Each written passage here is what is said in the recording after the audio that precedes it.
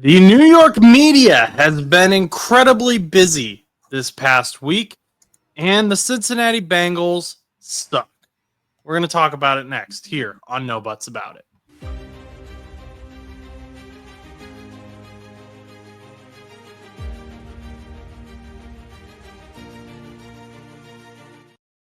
Hello, everyone. Welcome to No Buts About It. I am Josh Butts. Next to me is Chus in his basement in Pittsburgh, where they have somehow found a way to win football games with only field goals. It's super annoying. I hate it.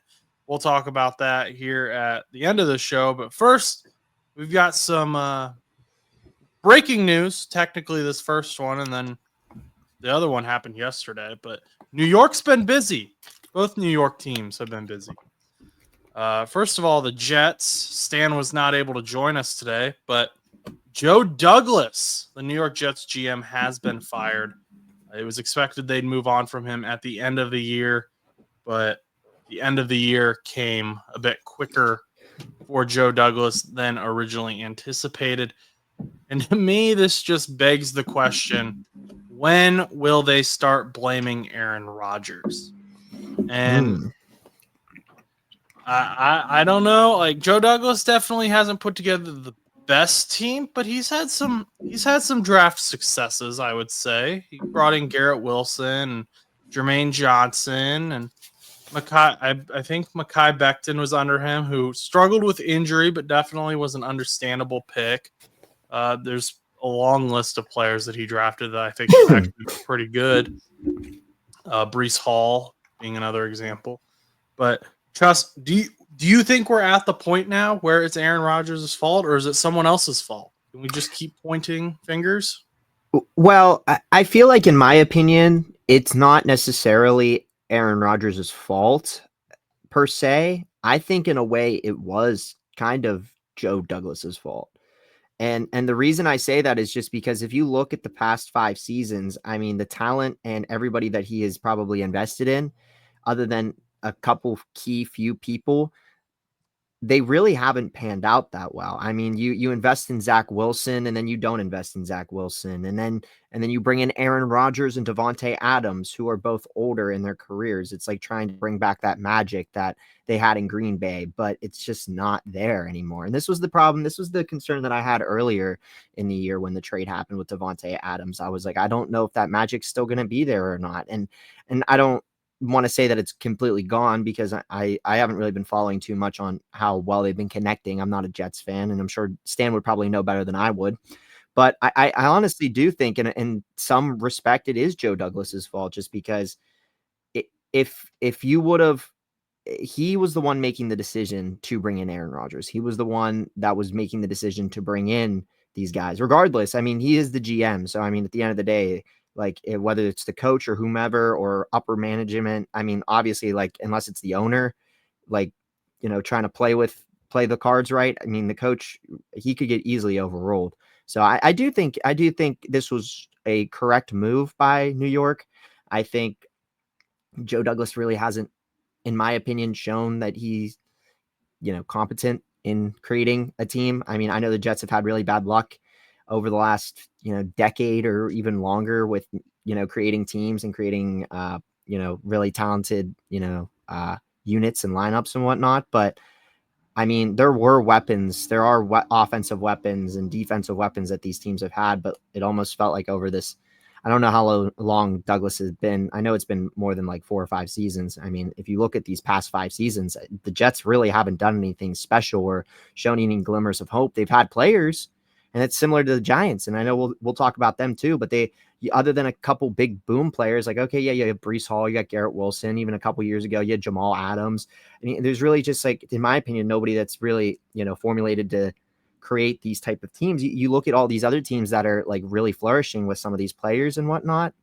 And in my opinion, I think some of these teams that have, like, those single, players and whatnot, over the last couple of years have gone the next year and have been really good. I mean, even to look at the Bengals. I mean, you guys had these boom players, your rookies, like their rookie year. Yeah, Joe Burrow got hurt, but then the next year you guys were a completely different team. You guys went from having, your 2015, 2016 seasons and stuff like that, where it's like, okay, you had your one playoff appearance and then you had your fall off to, okay, now we have a future here. And instead of having like another fall off or a disappointing and then investing in somebody else, you actually, even though despite the way that the Bengals are looking this season, you actually have some sort of future. And I, in a way, as a Jets, I'm not a Jets fan, but like from a Jets fan's perspective, I'm sure you're probably frustrated with how the direction's gone. I'm sure Browns fans are probably frustrated. I mean, they're probably even more frustrated to an extent than the Jets. I mean, they had everything and then they literally just traded away for Watson. But yeah, I don't know. I just, in my opinion, I think this was probably a good call. I don't know if firing him now really changes anything. I mean, it's not like he can make any, I mean, the deadline's over. So it's not like he can kind of formulate any trades, it will really do anything other than kind of scout or maybe pick up some free agents. But more or less, they're probably not going to do that because, it's not like anyone's like really hurt on their team. So, but yeah, that's my opinion. I don't know if you have a similar opinion or not, but I mean, I do, like I said, I do blame Rodgers because he hasn't been playing good. But I think that for the New York, for Joe Douglas, if you wanted, why would you, like after he tore his Achilles and all of these things and whatnot, like why, even like years ago or like whenever they first moved him here, why would you be willing to bring in Aaron Rodgers to begin with? Why weren't you working towards the future? I mean, like the Jets already, in my opinion, at that time weren't going to be this boom team. And like, I know Stan might be a little upset that I said that, but like, I didn't never really expected them. Like you look at like a Steelers, and in my opinion, I think the Steelers all they needed to win was a quarterback. And sure enough, we finally got that quarterback. We got two quarterbacks, which is awesome. But like, I feel like for the Jets, it wasn't like Aaron Rodgers, you plug him in and now this team is complete. I mean, this team had problems all over the field. And I think that, yes, I can blame Aaron Rodgers for not playing good, but I also blame Joe Douglas for investing in Aaron Rodgers to begin with. Well, okay, so two things I want to address. First of all, I think there's a funny disconnect because I look at the Jets and I'm like, man, they got starters in their first round. And I'm like, he did well. And that's just because the Bengals haven't. We draft these first rounders and they aren't. I mean, they got Garrett Wilson, Breece Hall, Jermaine Johnson. Yeah, Zach Wilson didn't work out. But I'm like, man, they found some guys in the first round. He's drafting well. Whereas the Steelers will be like, hey, we've drafted this guy in the 7th round. He's a future Hall of Famer. So there's definitely a disconnect there in terms of what is considered good drafting. I think you're probably right. Maybe he wasn't, and as I think about it, I don't think he was actually as good at drafting as maybe I first thought when I was looking at those stars. Well, and I mean, and not even necessarily the drafting part too. I mean, even you put that aside, I mean, you go figure. I mean, I don't remember where they were in the draft line this year, but like they easily could have, instead of investing in Rodgers and that whole thing, they probably could have gotten a pretty decent quarterback in this draft. I mean, we've seen the quarterbacks this draft so far, and a lot of them are pretty dang good. And like the Jets could have had one of those guys. Imagine Jaden Daniels slinging the ball to Garrett Wilson, or imagine somebody like, even Bo Nix, who's kind of coming up out of nowhere. Or even, I mean, we don't really know. I mean, obviously you wouldn't be able to get the first overall pick, but like, imagine you even had a Caleb Williams. That quarterback might be completely different.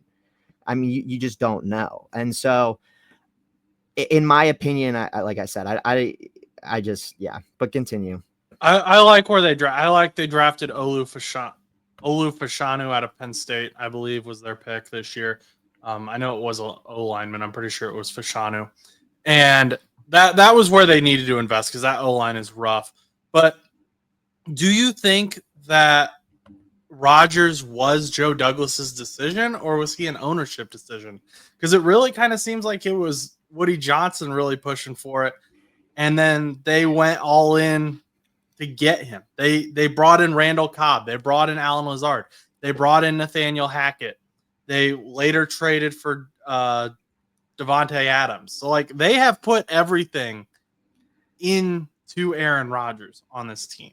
And see, and then in that, at that point, if if you're looking at it from the perspective of the owners, then I think that it was ridiculous that they fired Joe Douglas because he didn't do anything.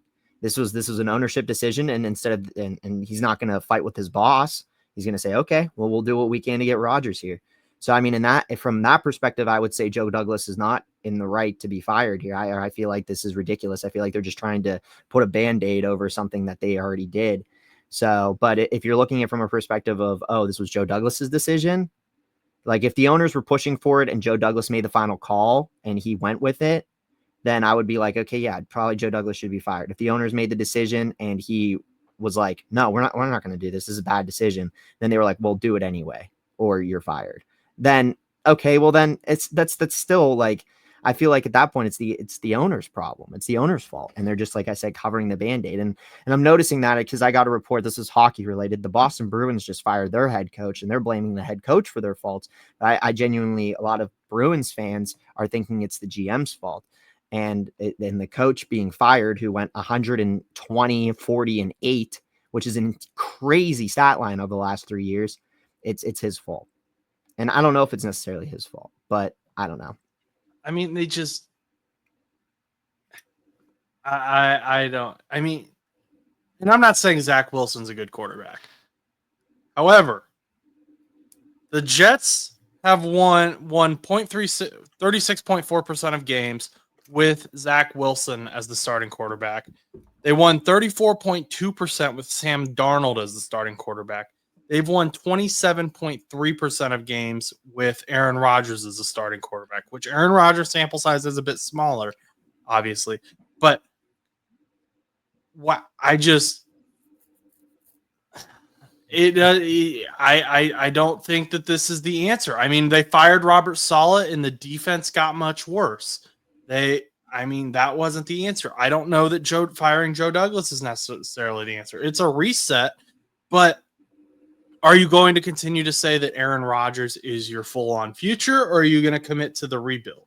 No way. Are you going to draft a quarterback? They should. I think they should either draft a quarterback or I don't even know what quarterbacks are available this offseason, if any of them are even like worth Daniel it. Jones. Okay, well, Daniel Jones is still technically signed. They would have to trade for him and stuff. But I mean, it's one of those things for me where I don't know why you would. I mean, Aaron Rodgers is already 40. I mean, there's no way that this dude plays next year. I genuinely don't believe he's playing next year. No way. You think Aaron Rodgers is going to play next year?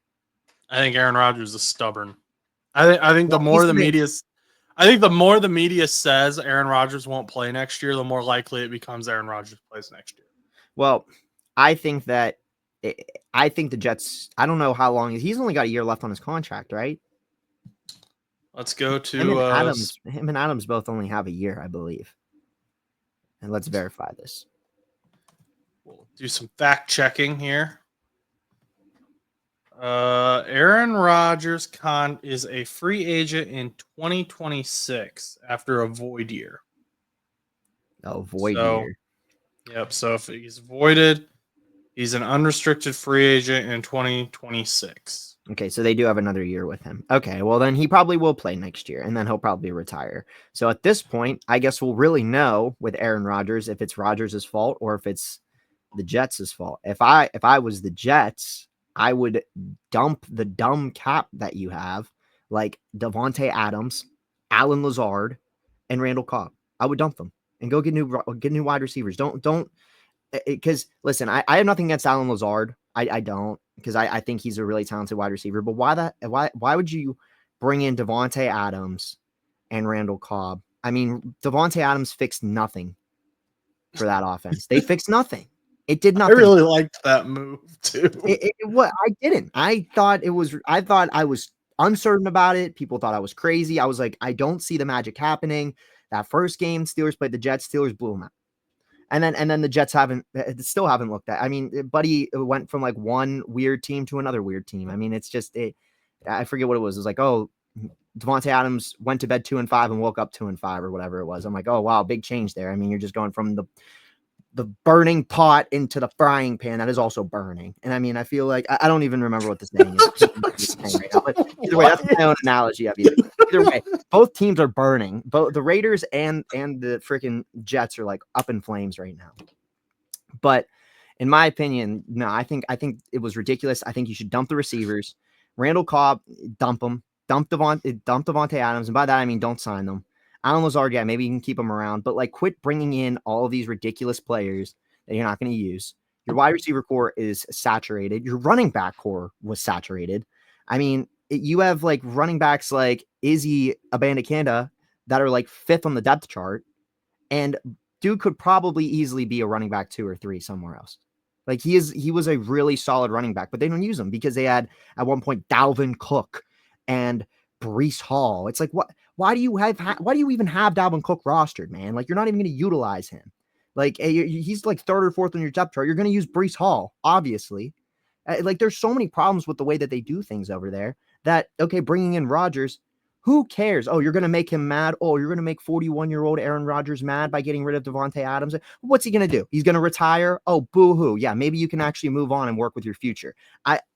The Jets, yeah. No, I think I'm just up in arms. Real quick, just two-word answer. Which quarterback do you think they should go after in the draft? In the draft? In the draft. I mean, it would depend on where they fall. I mean, we also don't even know who's you know. They're going to be early in the draft, but like of the guys that like we know for sure are heading to the draft. Like, is Shooter Sanders the answer? Is Jalen Milroe the answer? You know how I feel about Jalen Milroe. I don't think Jalen Milroe is the answer, but you don't know?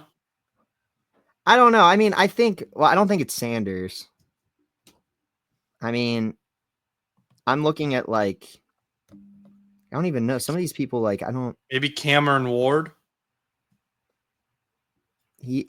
I'm not high on Miami. I'm not high on Cam Ward on Miami, but like, that's the problem is like, I don't know also where these quarterbacks are going to go. I mean, I'm not like some of these quarterbacks. I mean, I don't think it's a terrible draft class if all of these people actually get, like, all right. So, I mean, just going to like look because I want like a genuine like idea because last year was pretty cut and dry. This year, we don't really have any idea of. Okay, let's look. Let's talk about this. Sanders, no, I don't think he's the answer. What? Not a future Jet. If Chus is the GM, no. This is draft prospects from WalterFootball.com. Just for anyone clarifying, Texas. I mean, Quinn might be okay. I'm not high on Cam Ward. I think I mean you could end up like having because the ACC produces like hit or miss quarterbacks in my opinion. I mean you have people like Lamar Jackson and then you have guys like Kenny Pickett or like Nate Peterman from Pitt and then you have like some like I said Lamar Jackson or like even I mean I'm not high on him. I think Miami's been kind of weird this year. I'm not. Nussmeier. I think Jalen Milroe. I think he's going to be based on the fact that he goes to Alabama. I think that's the only thing that it's based off of. I don't think he's going to fix the Jets. I mean, I don't think Drew Allar from Penn State. We all know they're going to end up with Drew Allar. They're gonna draft him above like Shooter Sanders or I honestly really like Jackson Dart. Okay. But I don't know if they would actually draft him because he's like 8th projected out of all the quarterbacks. I like him. I think a lot of people don't talk about him. He's the Ole Miss quarterback. I actually forgot how much I liked him. He threw 6 touchdowns and 500 yards in one game a couple weeks ago, and I was like, dang, this guy might actually be like kind of sneaky. So we do have to move on to another topic, but if he goes in the second round where it says he's projected, and obviously we're far out from the draft, we haven't even looked at prospecting yet. But they could go O-line again in the first round and then get Jackson Dart in the second. I mean, and he's not, in my opinion, I mean, like, he might be one of those quarterbacks that ends up, like, surprising as a second round. More recently, we haven't noticed a lot of quarterbacks in the second round be as prominent. But, I mean, listen, Will Levis is doing okay. mean, he's not the greatest, but he's doing okay. Okay. I mean, where do you put okay on the ranking system? I would think okay is like 15th, Okay, middle of the well, pack, okay. Well, I look at okay as like competent. top 32. Well, I mean, yeah. I mean, I feel like he's fine. I mean, he's whatever. Will Levis is whatever. Okay, is that better for you? I mean, I'll look at Will Levis's numbers while you start your next segment, I guess. Actually, no, wait. We have to keep this going because you're not going to want to cut this. Okay, yeah. Will Levis. Okay, yeah, but he stinks. Never mind. I agree. Yeah, he stinks. I actually thought Will Levis was doing a lot better. Yeah, eight touchdowns, 8 interceptions, and 3 fumbles is not good. But okay, put him aside. I mean, like second round quarterbacks don't always. I mean, I think Jackson Dart though could definitely he could be sneaky good. But I don't know if he would fix the Jets. I don't know.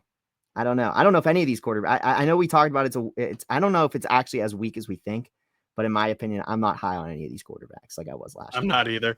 But we'll talk about that more as the draft gets closer. But there's another team that's going to be in the market for a quarterback now. Another New York team, I think. Well, actually, I know. Daniel Jones has been benched. This saves the New York Giants from paying a potential $23 million injury guarantee. If they cut him after this year, it will save them $78 million. And it would come with a $22 million cap hit. They have decided that they're going to start Tommy DeVito over Daniel Jones and over Drew Lock. I saw a Daniel Jones tribute on Instagram, and the whole thing was just talking about how this is the longest a toxic relationship has ever lasted, and how bad he was for the New York Giants. They invested in him, had some highs, had a lot more lows. It appears the Daniel Jones experience is over in New York. And Carolina Panthers are early favorites to go after Daniel Jones, which is a very Carolina thing to do. But I think that this move is necessary. I really wish Stan was here because I feel like he'd be taking a victory lap as well. It appears that Brian Dable is also on the hot seat fighting for his job as a coach through the end of this year. Stan, like a season and a half ago, said that he didn't like Brian Dable. And we're talking about like right after he won Coach of the Year. Stan was like, yeah, no, this dude is not the answer. He's going to get fired. So that's why I think Stan would be taking a victory lap. Daniel Jones has struggled. I mean, I think he's been putting in the effort. He's been trying, and I don't know that they've necessarily provided him the best weapons either at wide receiver, but bro just hasn't been able to get it together. He hasn't been able to get it done, save for like maybe one season. He has struggled. Let me look up here what his career record is, but he's someone who like you kind of want to root for because everyone just kind of bullied him his whole career. But yeah, he's 24, 45, and 1. So legend. That's rough. That's rough as a starting quarterback, and they paid him big. They paid him pretty good money for which is crazy because it was basing it off of one season. Yeah, he had one contract year where he was like, I'm going to ball out, and then he kind of turned back into a pumpkin. But is wild, by the way. Is tanking? Are the Giants tanking, or is Tommy DeVito the future of the New York Giants? I mean, this is the same conversation we just had with the Jets. I mean, who would you tank for? I mean, these quarterbacks. I don't think. I mean, in my opinion, I don't think any of these guys are going to come out as generational. I mean, I think a lot of them might be good, but I don't. But still, like, I don't know. I mean, I feel like with the Giants though, feel like they're kind of doing it correctly. I'm still not sure what the heck the Jets are doing in their organization. But like the Giants are still kind of at least like they have Malik Neighbors and like yes, I know the Jets have Garrett Wilson and all those guys, but I think the Giants are trying, and I feel like if they were to tank and get somebody like Quinn Ewers or whatever, like I feel like they might not end up as bad unless the quarterback ends up not being good. But we don't know. I don't know. The DeVito wasn't terrible, if I remember. He was okay. And that I mean genuinely. Not just okay as in like I thought Will Levis was doing okay this season. Like I thought he was all right. I don't remember Tommy DeVito's stats, but I remember people were like hyping him up last year when Danny Dimes went down. 64% completion percentage, 1,101 yards, 8 touchdowns and 3 interceptions. That's not bad. I mean, that's okay. I mean, we don't even know how many games did he start. Does it say that? I can find out.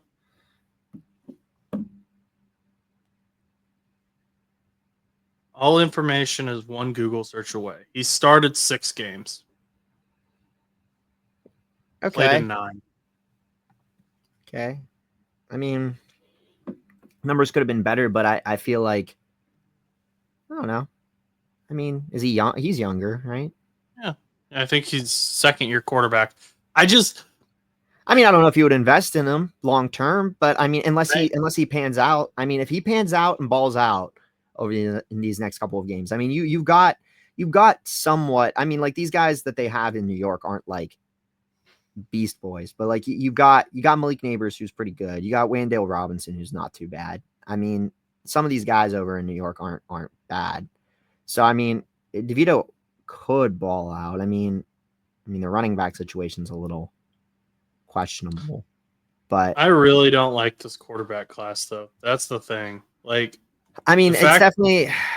I think 26 could be better, but I mean, I can't believe we're talking about is going. Shooter Sanders as the number 1 prospect potentially. I really the only guy that I'm like excited about is Quinn Ewers, and that's just like off of the eye test of what I've seen from college football these past 2 seasons. But yeah, there's no one that I'm like, yes, this guy's going to come into the league and light it up and be insane, other than maybe Quinn Ewers. But we'll see. Yeah, and you would have to hope that you would get him. Yeah, it's like there might be other people. I mean, because depending on what it looks like, I mean, the thing that's kind of fascinating to me, if you look at it, and like this includes the Giants, but I mean, well, maybe not as much the Giants, but a lot of the teams that are going to get top picks already presumably have their quarterback. I mean, you think of the top couple of picks, you've got Jacksonville, who already has Trevor Lawrence. You've got Tennessee, who I'm guessing will give up on Will Levis. And then what? The Patriots, I'm guessing, are they going to already move on from Drake May? Drake May has been balling out. They're going to keep Drake May. I was going to say, I was like, but like you have a top 3 pick. Do you draft somebody like that? Right now, you pull a Chicago and dump Drake May to Pittsburgh. Right now, the top 3 picks are Jacksonville, Tennessee, and Cleveland. Okay, well, Cleveland we know is not going to draft a quarterback because Deshaun Watson is going to be the starter for the next 5 million years. So you can kiss that goodbye, Cleveland. But I mean, wait, how long is that contract? Wasn't that 26, 27? Something like that. Yeah, don't expect Cleveland to draft a quarterback until 2026. Don't. Honestly, I wouldn't even be surprised if they signed Deshaun Watson to an extension next year. If I'm being honest, I mean, why would they do that? Because Cleveland is another defunct organization right now that has no idea what they're doing, and I think that they could probably really benefit from having Deshaun Watson in their organization for another decade. So, and I mean that sarcastically. In case anybody like actually was like going to start typing on their keyboard that I was an idiot. No, I meant that sarcastically. It's important to note that the first 5 teams in the draft all are 2-win teams. So they could come around. The Giants are number 4, Raiders are 5, Patriots are 6. Okay, well the Raiders definitely need a quarterback. Who was 6? The Patriots are 6. Okay, the Patriots probably will draft somebody like maybe a receiver or something. The Jets are 7. They need a Like quarter. you would think they need a quarterback, but knowing the Jets, they'll draft a freaking running back. They'll get that guy from Boise State. Ashton Gianti, you are a Yeah. New York Jet. Yeah. Panthers are 8. Dallas is 9. Saints are 10. Bengals are 11. Well, some of these teams, then- I feel like as you move down, I feel like you can kind of base their position. I mean, in my opinion, if you guys were smart, I think you guys should draft somebody on defense. Yeah, we keep doing that, and it's not working out. We need to draft. We need to draft someone who's like, this guy is going to come in and he is going to be a game wrecker day one. Yeah. Well, you might find him. Maybe. No one else will draft like another wide receiver or something. You'll get your replacement for T. Higgins when Probably. Burton was going to be the replacement. It doesn't matter. Point being with the Giants, though, do I think that DeVito is the future? No, I think he could, but just based off what I've been seeing, what you've shown me with stat wise and stuff, unless like he has really good chemistry with like Malik Neighbors and Robinson and the team and whatnot, I don't think that he's going to be that. I mean, he's just I think for the Giants, I think that he's just like a guy that they're just going to invest in for now, just to finish out the season so that they can win a couple more games, just to save their season from being a total disaster. I mean, if you look at it, in my opinion, I feel like the Giants have some of these games they have lost really close. And yes, they're 2-8, but they've kept it close with a lot of teams. They kept it close with you guys. They kept it close with us. I mean, I don't think the Giants are as bad as people think they are. I just think that they can't close out games. And maybe somebody like DeVito or even a different quarterback might be able to close out games. And next thing you know, you have a 10-7 Giants team. Well, that becomes crazy. They have a good defense. They do. They have a very good defense. Underrated defense, but they have Sexy Dexy, Brian Birds, Kayvon Thibodeau. Some of these guys are going to have trouble paying, I think, because of Burns' contract. But Azeez Ojulari is another big name that I thought was going to get traded because I don't know if they're going to be able to pay him, but he didn't end up getting traded. I don't know what the New York media is going to be fun to watch, and I don't think Shooter Sanders with all the, we'll call it marketing around him, would do well with the New York media, but we will see what happens. Something we unfortunately have to talk about, though. Another team that has just been a huge disappointment, a failure, a flawed organization. And I've got my plan written out for Mike Brown. So Mike Brown, if you want, I will mail you my plan to fix the Cincinnati Bengals. But I will also put it in video form. Because this team is this is probably the most frustrated I have been with the Cincinnati Bengals since 2019.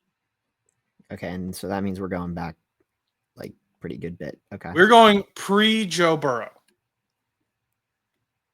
Pre-Joe Burrow. This is like we're going the 2-14 season, I think was the record. Wow. Okay.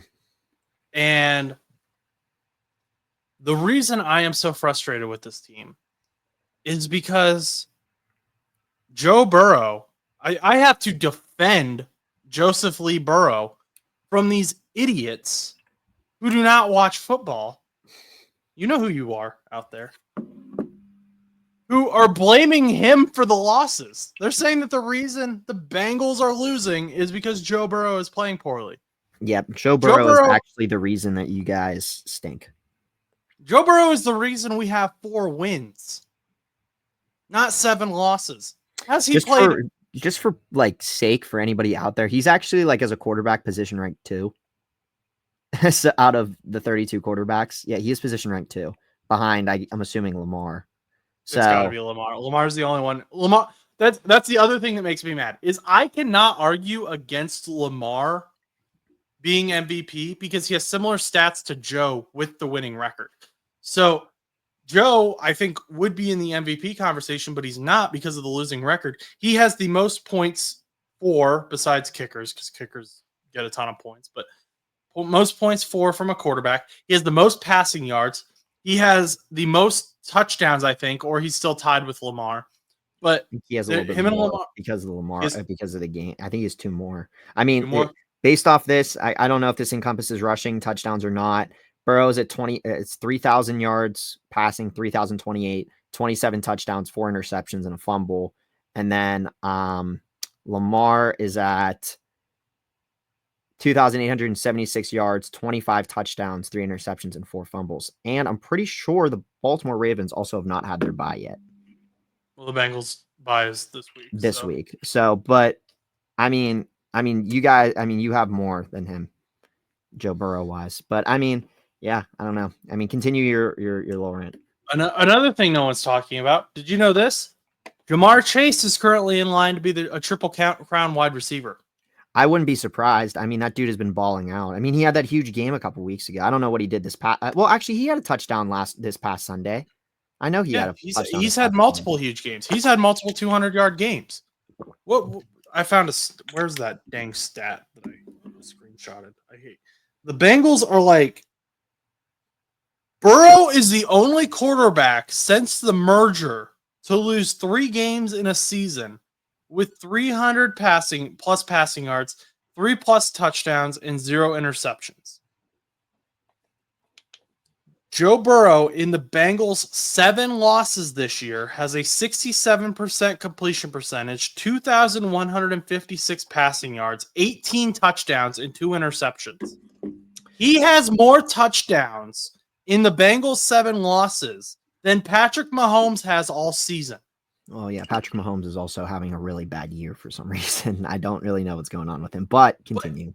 The Bengals are finding ways to lose. We just paid Evan McPherson, and he missed 2 field goals on Sunday Night Football, which Evan McPherson wasn't like he was pretty good, but he did have the occasional miss. But where it came up was like, hey, he's good in the clutch moments. Now he's not even good in the clutch moments. Like, what is happening to this team? Joe and Jamar are frustrated. They asked Joe about Zach Taylor's comments about like just, pushing through and, it's all going to come together in the end. And Joe just said, hope so. Jamar's in the locker room saying, just ask Zach Taylor, not even answering questions. Like, this team is broken. The entire defense collapsed except for Sunday Night Football. They randomly in the second half actually played a decent game, but yeah, you guys actually started coming back towards the end. That was pretty. How did this team go 9-8 with Jake Browning? And the 3 main people you lost were Tyler Boyd, DJ Reader, and Chidobe Awuzie. Chidobe, great player. He was injured a lot though. DJ Reader got injured. You still went 9-8 with him. Tyler Boyd, I like Tyler Boyd, but he's not some huge star player anymore. So there's something. This team's been cursed, but see, I was gonna say initially, it would be easy to say it's the defense, but to an extent, is it really the defense? It's the defense. You think it's the defense? It's the defense. I would have to agree, but I just wanted to hear your perspective on it. Just because I thought from a couple of years ago, whenever you guys had the 2022 Super Bowl run and whatnot, the issue that I had moving forward is letting go of certain players that although you probably could have done without, you're not utilizing the replacements or haven't found the replacements. I still think that the defense could have been even a little bit different if you guys would have kept Bates or somebody like that. But you guys aren't even utilizing replacements either. I don't even know who is the replacement to Bates. Was it supposed to be Battle? It was supposed to be Dax Hill somehow. Oh, interesting. Yeah. But I feel like the team, by letting go of some of your key players from that run, have made the team slightly worse because I mean, and another team, like another player. I mean, like I think Chase Brown is doing great, but I mean, imagine having Joe Mixon and Chase Brown. Like, I mean, I feel like that could have also made your offense just as good. I feel like Joe Mixon can be a game changer when he is healthy. Zach Moss, well, he's out for the rest of the year. So it's just Chase Brown and whoever your backup is over there. So I don't know. I always thought it was the defense. I just wish that you guys would invest a little bit more in the defense. I mean, the problem is though, is like keeping who do you keep and who do you get rid of? Because it's never easy to be like, okay, well, I'm sorry, we have to let you walk to keep Trey Hendrickson or, somebody else on the defense that's like really important to you, but they got to make that decision. But you also have to, when you invest in these younger players, let them play. Let them get playing time. Which, like, on Sunday night, Josh Newton went in because Cam Taylor-Britt wasn't playing well. He's a rookie, 5th-round pick out of TCU. And he played really well. He looked really good. And Cam Taylor-Britt was a guy who last year I would have thought he was going to be a top cornerback in the NFL. He was a guy who I was afraid we weren't going to be able to re-sign at the end of his contract because he was playing so well. And this year he's just fallen off. Now he's become a liability. DJ Turner was playing really well before he got injured. And now maybe out for the season with a broken clavicle. But why is Jordan Battle getting no time over Geno Stone? Well, over Von Bell mainly, but even Geno Stone is taking bad angles. Von Bell is older and slow. Sam Hubbard, I love Sam Hubbard. I think he's been great for this team, but Miles Murphy, Joseph Asai, those guys are younger, not getting playing time. Now you have to make the decision, and this is part of my rebuild. Are those guys who you are going to invest in the future, or are we just going to say, you know what? They were a waste of a 1st and a 2nd round pick. Let's trade them. Let's just move on. Because if you're not going to use them at all, then why are they on the team? Why are they taking a roster spot? And that's nothing against them. I just think they haven't been given an opportunity. And honestly, it's not fair to them to leave them on this team and not give them an opportunity. Mm-hmm. And I think they're good players, so that's why I want them to be able to go somewhere else and get an opportunity, but I also don't want us to just let them walk. So I think you have to move on from Zach Taylor because the big thing, and the thing that sucks about this is I care so much about all of these players, at least on a surface level, because obviously I don't know any of them. We don't have like that relational connection, but like watching them, following them all these years, you kind of get that development. And you're like, man, I really I've grown up with these guys. I feel like when Antonio Brown left because of how mad he was, it ripped my heart out, right. It's hard. And Zach Taylor, he took us to the Super Bowl. And that was one of the happiest moments of my life. We lost, but that was a huge deal. And his thing though was he had that culture. That was what was good about him. That was the players were ready to run through a wall for him. They're not ready to do that anymore. Joe and Jamar, when Joe, Jamar, and Trey are frustrated, those are the big three. There's something going on. And Mike Brown is going to have to make the choice between keeping his pockets full, or does he want to invest in this team? If he was a good businessman, he would invest in this team because Joe, Jamar, and Trey are all moneymakers. You keep those three around, you're going to sell more jerseys, you're going to sell more seats, you're going to sell season tickets. That's where you should be investing. But he's not looking at keeping those guys happy.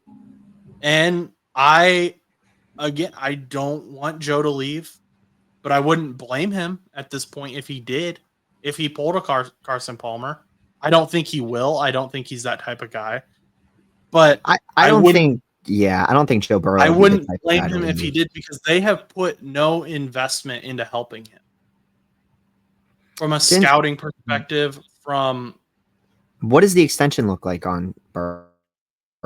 Has he extended yet or no? I thought he Yeah, got extended, or maybe I'm he's been extended. because But I mean, if he requested unless a trade, he like, I don't think Burrow will request a I don't trade. think he would either. But especially I unless wouldn't. like Chase did. I think at that point, if Chase did, I think it might throw everything into a wrench because I think right now what's keeping Burrow is Chase in a way, and then because I don't know if he has any loyalties to anybody else in Cincinnati. I mean, obviously he probably also loves the city, but I mean, he probably also doesn't want to go through like rebuild years either. So especially when he doesn't need to. It's just like this, and part of it is it's so easy. It's so easy to fix. Like I know that's easy to say on the outside looking in, but there were things that we were saying were the problem way before the season started. We said you have to find a veteran replacement for DJ Reader. You have to find a replacement for Jesse Bates. And they just didn't go and do that. And look where the two problems are: interior defensive line and safety. And cornerback gets really hard to play when the quarterback has 8 seconds to throw the ball. And wide receivers can just go into like a scramble mode. I'm firing everyone. I I would fire Duke Tobin, the Duke Tobin. head of football operations. I would expand the scouting department. I would invest in the scouting department.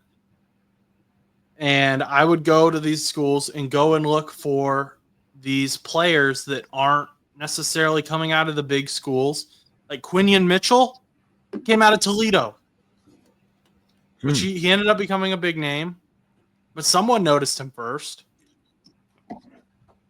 So I'm frustrated. I'm fired. I'd go after Ben Johnson. You got to show the fans. You got to show Joe. You've got to show Jamar. You got to show Trey that you're actually invested in winning a championship, because that's what those guys want. Yeah, no, I agree. I honestly think that Zach Taylor probably should be let go. I mean, obviously, like you got to appreciate what he's done for the city and what he did for the team and stuff. But from a perspective, this should have been your last chance before you lose like T Higgins and stuff like that. And you guys don't even look like you're in that hunt anymore. I mean, even last year, I feel like you guys were more in the hunt than it was this year. And it's disappointing just from like any type of outside perspective. I mean, you want to, like for a team to, be Super Bowl bound and then, lose to the Chiefs and then, okay. And then you have an off year because Burrow got hurt and you still go 9-8 with Browning. Okay. Your team still looks all right.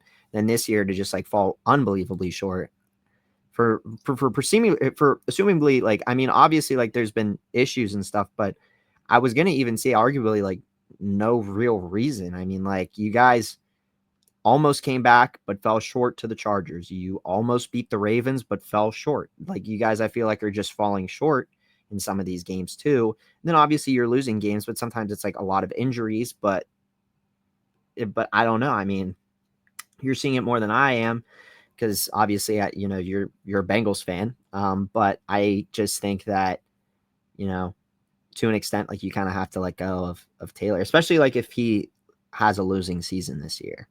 I mean, because then at that point, it's like, okay, well, you look at the team that he has, and if he can't win with this team, then he's probably not who we want to continue forth. And I mean, there's a lot of coaches out there right now. I think I think Doug Peterson's done. I think Mike McCarthy's probably done. I think Nick Sirianni's probably fine. I know a lot of people, we had him on the hot seat at the beginning of the season. I think he's fine. But I think this would be a time for the Bengals organization to probably move on from Taylor. Just the thing with the Bengals is all of their losses for the most part have come down to one play or one drive. Yeah. And that's that from one perspective, you can say, hey, look, this team isn't that bad. We were this close to being a 9-2 team.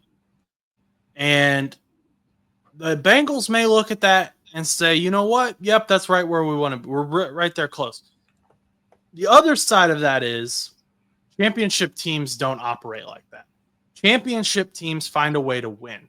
The Chiefs have not. Patrick Mahomes has not played well. I get that he's Patrick Mahomes, but he has not played well for what their record is. Another example, and a more annoying example, is the Pittsburgh Steelers. Yep. Russell Wilson has had good games. Justin Fields has had good games. They have also had games where they don't do anything.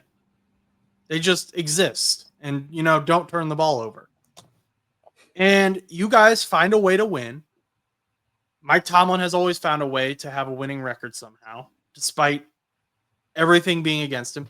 You guys have won 2 games now off of just field goals this season.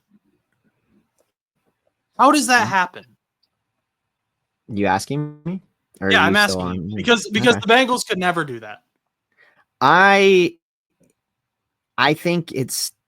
I mean, if you want to talk about it, I know I wasn't super high on the guy over the last couple of years, but it comes down to culture and the coaching to an extent. I mean, if with Mike Tomlin, I mean, even if their team is not playing to a substantial level, he's still going to find ways to motivate. He's a great motivator, and he finds ways to motivate this Steelers team, no matter how bad or good they are, to win these games. We've gone 8-8 with Duck Hodges.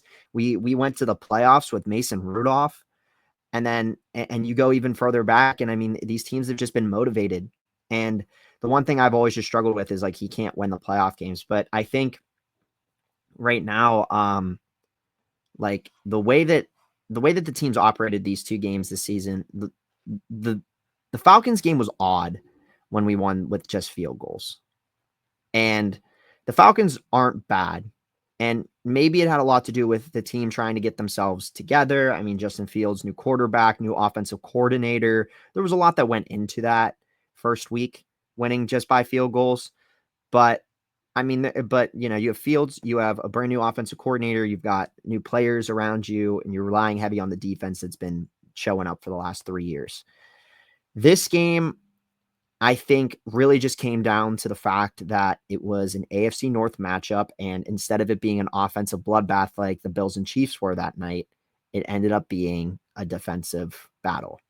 And I didn't expect that, but I honestly am not entirely surprised, because it's AFC North football, and with really any division rival, you're just going to find a way to win.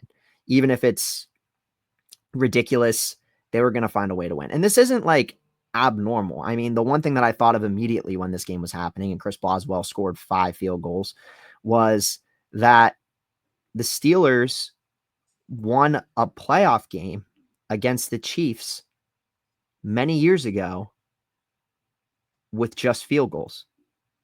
And they went to the AFC Championship that year. They lost to the Patriots, but they did win that playoff game with just field goals, if I remember correctly. It was unbelievable. It was crazy. But I mean, I think the thing is the team is driven. They're rallying around each other. The defense is rallying around each other. I think the depth and the drafting has really helped the team. I mean, you have Alex Highsmith go down, and then you still have Herbig making big plays. It was as if Alex Highsmith didn't even exist. And Herbig is still making those plays. And then you have, I think the big thing is depth, development, and motivation, because even people like Joey Porter, who had his moments, he came up big at the end of the game, making the play, tackling Lamar Jackson to have us win that game. I think also having the motivation for Mike Tomlin to like want these players to play. And if you notice, like these teams and players, they want to play for Mike Tomlin, which is weird. But it's like you would think like it's like, oh, well, you would want to. I mean, it's just weird that they're just like everyone's like, I want to play for Mike Tomlin, and like it's almost like a deciding factor. Like even like you put all these trades and things in like small bubble because were they really going to go to Pittsburgh or not? But like even Brandon Ayuk, he was like, I'm either going to stay here in San Francisco or I want to play for Mike Tomlin in Pittsburgh. But like, why is that? Right. It comes to culture. It comes to the coaching and the motivation. Yes, we haven't won a playoff game in the last 8 years, the Obama administration, and now we're going into the Trump administration for a second time. So we have gone through, part 2. So we've went through a Trump administration, a whole Biden administration, and by the time that there is a playoff game, I guess it could. I don't remember when inauguration is. It still could be by the Biden administration at the time, or it might be a brand new administration. But point being, is I think that Mike Tomlin has built a culture, unlike many, of just winning, and like we will find a way to win, and he has, and even if it's just by field goals, it's just enough to win games. And obviously, I don't expect that this Thursday against the Browns. I don't expect us to win just by field goals. But I did find it fascinating in the game, though. I don't know if you watched any recap, but they're actually utilizing Justin Fields in packages now. I saw that. So as a rushing, yeah, as like a rushing quarterback type situation. I really find it really interesting when they do that. So they did it twice, and I'm eager to see if they do it again. And I think they will, because they said that they were going to do it against the Giants, but Justin Fields was hurt. So, yeah, I mean, I find it really crazy to me that it's just a weird perspective to look at it. And I know you don't want to hear this per se, but like I was watching the TV. I don't remember what analysts it were, but like I walked out of the room. But as I was walking out of the room, it popped up and it said the AFC powerhouses, and it listed the Chiefs, the Bills, the Ravens, and the Steelers. And I was kind of shocked by that, because like I think we're a good team, but then if you look at it from a bigger picture, this team is I don't think a team that a lot of people are talking about in the AFC. I mean, obviously people talk about the Steelers, but right now when you think of the AFC, you're thinking of the Bills and the Chiefs. But I think that the Steelers, I mean, we'll see what they do against the Chiefs on Christmas, but if the Steelers can stay healthy and stay, proficient, I think they can make a deep run. And I said that last week, and I still stick by that. Even if they win a playoff game by just field goals, I think that they could win it. I think culture is a huge underrated thing, because like the year the Bengals went to the Super Bowl, the whole the mantra and the motto was "Why not us?" And they carried that through every game. They carried it through the playoffs, and it got them to the Super Bowl. And Zach Taylor had that culture built. They had brought in some great free agents. They brought in Trey. They brought in DJ Reader. They brought in Cheeto. Jesse Bates was balling out. T. Higgins and Joe Burrow had just come in. They were in their second year. Jamar Chase had just come in his rookie year. And they don't have that anymore. But then you look at teams like the Steelers have had a long history of winning football games. That's just, you go to Pittsburgh. Pittsburgh's going to be a winning team. The Ravens, they know their culture, their identity as a football team is going to be a run-heavy offense with a powerful defense. They have always had a strong defense. And we saw that, and we literally saw that on Sunday. You look at them and you say, okay, you know what? They're losing Mike McDonald. They're losing Patrick Queen. They're losing all of these players. Kyle Hamilton's injured. They're going to struggle. No, like you said, next guy up. Like the Detroit Lions are probably the best example of this. They bring in Dan Campbell. They struggle at first. He just says, trust me, grit. Like he preaches grit. That's what they say. That's what they push. And I've loved Dan Campbell for a long time. I've loved Dan Campbell longer than some Lions fans have loved Dan Campbell. And now we're at the point where the Lions are winning games in crazy ways. Their quarterback goes out and throws 5 interceptions. The team rallies together and says, okay, hey, look, Garrett's having an off night. We got to find a different way to win this game. Sonic and Knuckles over there. Let's get this done. We're going to switch to a run game. Defense is going to step up here. That is what a championship football team looks like. And the Bengals. Detroit is a threat. Yes. To literally any team. They have offensive tackles throwing touchdowns to offensive tackles. Which is awesome, by the way. They have so funny. Jared Goff is receiving touchdowns. Like they're having fun. They're vibing. Like they're finding ways to win. They're finding ways to put up 50 points. They don't care. Like they're just like, who are we playing this week? Okay, we'll drop another 40 burger on them. How are we going to score touchdowns this week? Like, it's insane. It's fun. It's fun to watch. And the Bengals used to be that way. But now the Bengals are in a place where Joe Burrow cannot have He can't even be slightly off. Because if Joe Burrow's even slightly off, they're going to get blown out. And the culture's dead. I'm depressed. Bengals fans are depressed. Joe Burrow's depressed. I'm going to cut this and put it on YouTube, and maybe we can start a group therapy session. But, well, not for me, but yeah. For me. I'm okay right now. I'm pretty. Chus is okay. I'm liking it. I'm liking the team. I'm not gonna lie, and I'm trying to not, be like over the moon because I've seen teams like this before, and we'll just wait and see. I mean, there's still a lot of games left. I mean, we got Thursday night against Cleveland this week. We've got Cincinnati after that. Then we've got Cleveland again, and then we've got Philadelphia, and then Kansas City, and then Cincinnati again. So we've got a lot of difficult matchups because 90% of them are divisional matchups, and we have Kansas City and Philly in the middle of that too. So it's not going to be an easy ride, and we'll see how we do on Thursday. I'm pretty confident against Cleveland, but against you guys, even with your struggles, on December 1st, I'm still going to be slightly concerned with that game still. Especially since it's in Cincy. We will see what happens, but I'm not going to do this. Take the rest. Maybe the bye week will fix everything. Actually, that's not going to happen, but maybe the bye week will help in a couple games.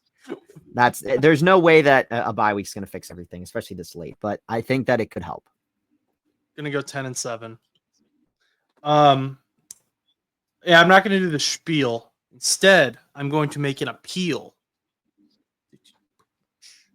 to you, the listener, the viewer, to subscribe, because we are so close to 500 subscriptions. The goal of the end of this year was 500 subscriptions, and we could hit that by December.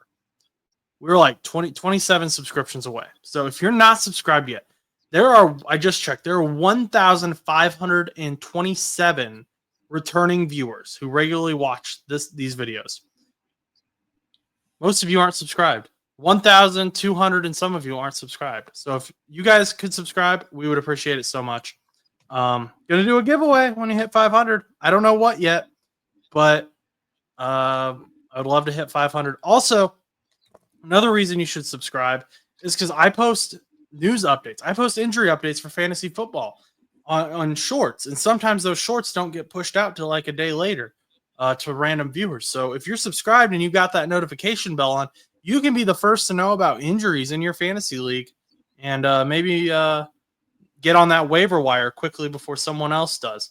So make sure you subscribe so you don't miss out on any of that content. Chus is working on some content as well behind the scenes. But I appreciate everyone who has subscribed. And until next time, go do something nice for someone.